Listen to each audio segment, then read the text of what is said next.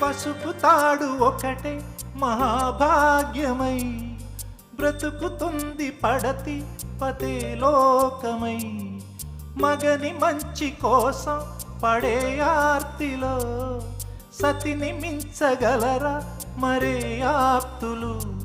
ఏ పూజ చేసినా ఏ నోము నోచినా ఏ స్వార్థము లేని త్యాగం భార్యగా రూపమే పొందగా.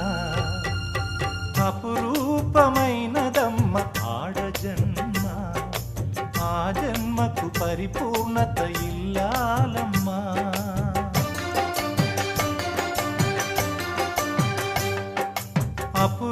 అపురూపమైనదమ్మ ఆడజన్మ, ఆ జన్మకు పరిపూర్ణత